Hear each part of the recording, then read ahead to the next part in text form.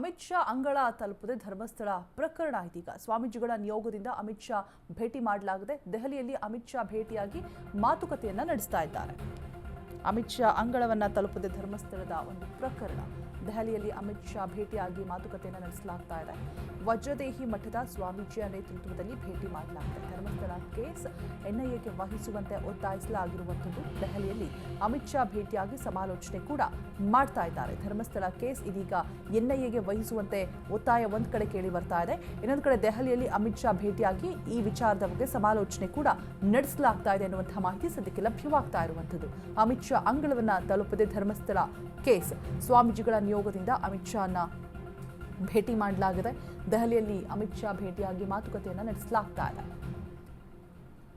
ದೆಹಲಿಯಲ್ಲಿ ಅಮಿತ್ ಶಾರನ್ನ ಭೇಟಿಯಾಗಿ ವಜ್ರದೇಹಿ ಮಠದ ಸ್ವಾಮೀಜಿ ನೇತೃತ್ವದಲ್ಲಿ ಭೇಟಿ ಮಾಡಿ ಧರ್ಮಸ್ಥಳದ ವಿಚಾರವನ್ನು ಪ್ರಸ್ತಾಪ ಮಾಡಿ ಮಾತನಾಡ್ತಾ ಇರುವಂಥದ್ದು. ಎನ್ಐಎಗೆ ವಹಿಸುವಂತೆ ಇನ್ನೊಂದು ಕಡೆಯಿಂದ ಒತ್ತಾಯ ಕೂಡ ಕೇಳಿ ಬರ್ತಾ ಇದೆ.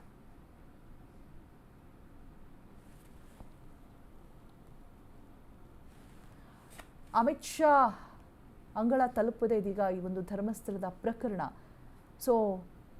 ಷಡ್ಯಂತ್ರ ಅಂತ ಅನ್ನುವಂಥದ್ದು, ಧರ್ಮಸ್ಥಳದ ಹೆಸರನ್ನ ಹಾಳು ಮಾಡೋದಕ್ಕೆ ಮಾಡಿರುವಂತಹ ಕುತಂತ್ರ ಅನ್ನುವಂತಹ ಮಾತುಗಳು.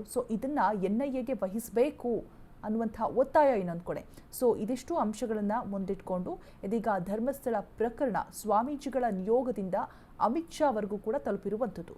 ಅಮಿತ್ ಶಾ ಅಂಗಳವನ್ನು ತಲುಪಿ ಅಲ್ಲಿ ಅಮಿತ್ ಶಾ ಜೊತೆ ಮಾತುಕತೆ ಕೂಡ ಆಡಲಾಗಿದೆ. ಸ್ವಾಮೀಜಿಗಳ ನಿಯೋಗದಿಂದ ಭೇಟಿ ಮಾಡಲಾಗಿದೆ ಅಮಿತ್ ಶಾ ಅವರನ್ನ. ಈ ಒಂದಷ್ಟು ವಿಚಾರಗಳನ್ನು ಮುಂದಿಟ್ಟು ದೆಹಲಿಯಲ್ಲಿ ಮಾತುಕತೆಯನ್ನು ನಡೆಸಲಾಗಿದೆ. ಹಾಗೆ ಎನ್ಐಎ ತನಿಖೆಗೆ ವಹಿಸಬೇಕು ಈ ಒಂದು ಪ್ರಕರಣವನ್ನ ಅಂತ ಹೇಳ್ಬಿಟ್ಟು ಒತ್ತಾಯ ಕೂಡ ಕೇಳಿ ಬರ್ತಾ ಇದೆ.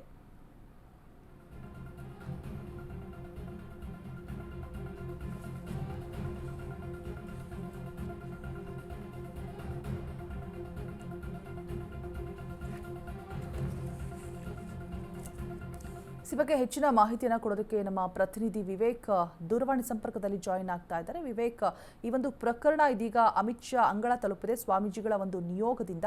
ಏನೆಲ್ಲ ಮಾತುಕತೆ ಚರ್ಚೆ ಆಗಿದೆ, ಎನ್ಐಎ ತನಿಖೆ ಆಗಬೇಕು, ವಹಿಸಬೇಕು ಅಂತ ಹೇಳ್ಬಿಟ್ಟು ಒತ್ತಾಯ ಕೂಡ ಇನ್ನೊಂದು ಕಡೆ ಕೇಳಿ ಬರ್ತಾ ಇದೆ. ಅಪ್ಡೇಟ್ಸ್ ಕೊಡೋದಾದ್ರೆ ವಿವೇಕ್. ಈಗಾಗಲೇ ಧರ್ಮಸ್ಥಳ ಪ್ರಕರಣದಲ್ಲಿ SIT ತನಿಖೆ ಯಾವಾಗಿಂದ ನಡೆಸ್ತಿದೆ, SIT ತನಿಖೆ ಮೇಲೆ ನಮಗೆ ಕಿಂಚಿತ್ತು ನಂಬಿಕೆ ಇಲ್ಲ ಅನ್ನೋ ಒಂದು ಮಾತುಗಳು ಈಗಾಗಲೇ ಬಿಜೆಪಿ ನಾಯಕರು ಸಾಕಷ್ಟು ಬಾರಿ ಕೂಡ ಆಡಿದ್ದಾರೆ. ಈಗಾಗಲೇ ಈ ಪ್ರಕರಣವನ್ನ ಅಂದ್ರೆ ಧರ್ಮಸ್ಥಳ ವಿರುದ್ಧ ಕಂಪ್ಲೀಟ್ಲಿ ನಡೆದಿರ್ತಕ್ಕಂಥದ್ದು ಎಲ್ಲವೂ ಕೂಡ ಷಡ್ಯಂತ್ರ ಆಗಿದೆ. ಆ ಕಾರಣದಿಂದಾಗಿ ಈ ಷಡ್ಯಂತ್ರವನ್ನ ರಚಿಸಿರೋರು ಯಾರು, ಇದನ್ನ ಹಿನ್ನೆಲೆಯನ್ನ ಎಲ್ಲ ನೋಡೋದಕ್ಕೆ ರಾಜ್ಯದ ತನಿಖಾ ತಂಡದ ಅಥವಾ ತನಿಖಾ ಸಂಸ್ಥೆಯಿಂದ ಸಾಧ್ಯವಿಲ್ಲ. ಹಾಗಾಗಿ ಈ ಪ್ರಕರಣವನ್ನ ಎನ್ಐಎಗೆ ನೀಡಬೇಕು ಅಂತ ಬಿಜೆಪಿ ನಾಯಕರು ಬಿಗಿ ಪಟ್ಟನ್ನ ಕೂಡ ಹಿಡಿದಿದ್ರು.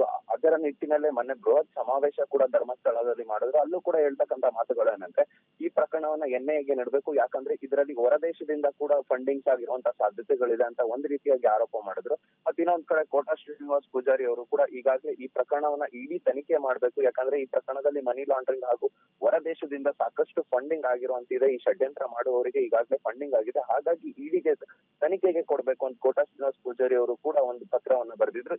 ಅದಾದ ಬಳಿಕ ಈಗ ಸ್ವಾಮೀಜಿಗಳಾಗಿರ್ಬೋದು ಮತ್ತು ಸಾಕಷ್ಟು ಮಠಾಧೀಶರು ವಜ್ರದೇಹಿ ಮಠದ ಸ್ವಾಮೀಜಿ ಅವರ ನೇತೃತ್ವದಲ್ಲಿ ಹೋಗಿ ಅಮಿತ್ ಶಾ ಅವರಿಗೂ ಕೂಡ ಭೇಟಿ ಮಾಡಿದ್ದಾರೆ. ಅದರಲ್ಲೂ ಕೂಡ ಪ್ರಮುಖವಾಗಿ ಈ ಧರ್ಮಸ್ಥಳದ ಪ್ರಕರಣವನ್ನ ಎನ್ಐಎಗೆ ನೀಡಿ ಅಂತ ಜೈನ ಮುನಿಗಳು ಮತ್ತೆ ಬೇರೆ ಬೇರೆ ಧರ್ಮದ ಸ್ವಾಮೀಜಿಗಳು, ಈ ಎಲ್ಲಾ ಸ್ವಾಮೀಜಿಗಳು ಕೂಡ ಹೋಗಿ ಅಮಿತ್ ಶಾಗೆ ಭೇಟಿ ಮಾಡಿ ಅಲ್ಲೂ ಕೂಡ ದೊಡ್ಡ ಮಟ್ಟದ ಒತ್ತಾಯವನ್ನು ಕೂಡ ಮಾಡಿದ್ದಾರೆ. ಈ ಪ್ರಕರಣವನ್ನ ಕಂಪ್ಲೀಟ್ಲಿ ಎನ್ಐಎಗೆ ಕೊಡ್ಬೇಕು, ಯಾಕಂದ್ರೆ ಇದೆಲ್ಲವೂ ಕೂಡ ನಡೀತಕ್ಕಂಥದ್ದು ಎಲ್ಲ ಹಿಂದೂ ಧರ್ಮವನ್ನ ಅಳಿಸೋದಕ್ಕೆ ಅಥವಾ ಹಿಂದೂ ಧರ್ಮದ ವಿರೋಧಿಗಳು ಈ ರೀತಿಯಾಗಿ ಮಾಡ್ತಿದ್ದಾರೆ.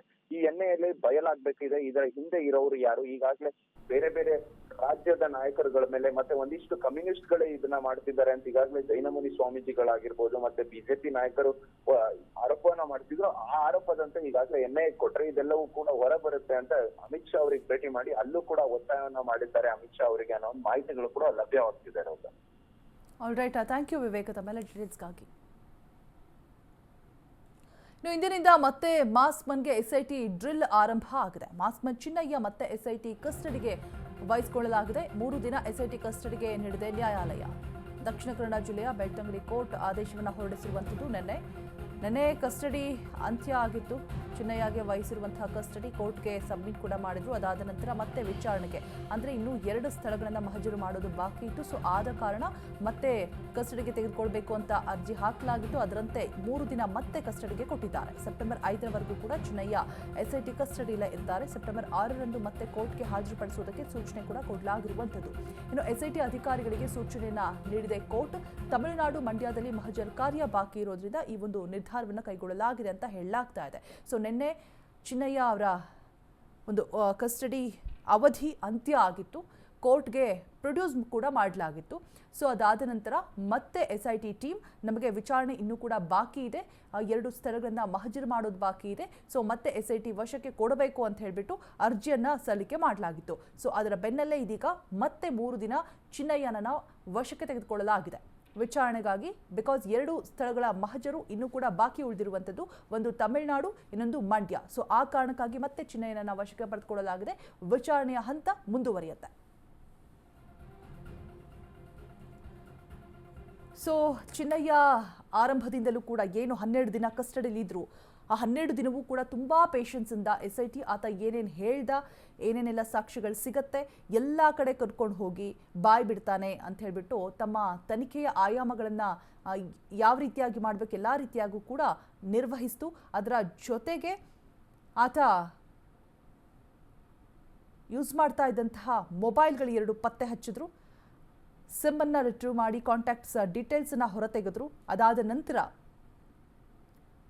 ಸಿಕ್ಕಂತಹ CCTV ಫುಟೇಜಸ್ ಎಲ್ಲವನ್ನು ಕೂಡ ಆಧರಿಸಿ ಕಂಪ್ಲೀಟ್ ತನಿಖೆಯ ಆಯಾಮವನ್ನೇ ಬದಲು ಮಾಡಿದ್ರು. ಅಂದರೆ ಈ ಹಿಂದೆ ಕೊಟ್ಟಿರ್ತಕ್ಕಂತಹ ಸೆಕ್ಷನ್ಸ್ ಬಿಟ್ಟುಬಿಟ್ಟು ಹೊಸದಾಗಿ ಗಂಭೀರವಾಗಿ ಒಂದಷ್ಟು ಸೆಕ್ಷನ್ಸ್ ಅಂಡರಲ್ಲಿ ಮತ್ತೆ ತನಿಖೆಯನ್ನು ಆರಂಭ ಮಾಡೋದಕ್ಕೆ ಶುರು ಮಾಡಿದ್ರು. ಸೊ ಅಲ್ಲೂ ಕೂಡ ಚಿನ್ನಯ್ಯ ಮೇನ್ ಸೂತ್ರಧಾರಿಗಳು ಯಾರು ಅಂತ ಹೇಳಿಬಿಟ್ಟು ಬಾಯ್ ಬಿಟ್ಟಿಲ್ಲ. ಬಟ್ ಹಣ ವರ್ಗಾವಣೆ ಆಗಿರುವ ಬಗ್ಗೆ ಮಾಹಿತಿ ಸಿಕ್ಕಿಲ್ಲ, ಬೈ ಹ್ಯಾಂಡ್ ಕೊಟ್ಟಿದ್ದಾರೆ ಅನ್ನುವಂಥ ಮಾಹಿತಿ ಹೊರಬಿತ್ತು.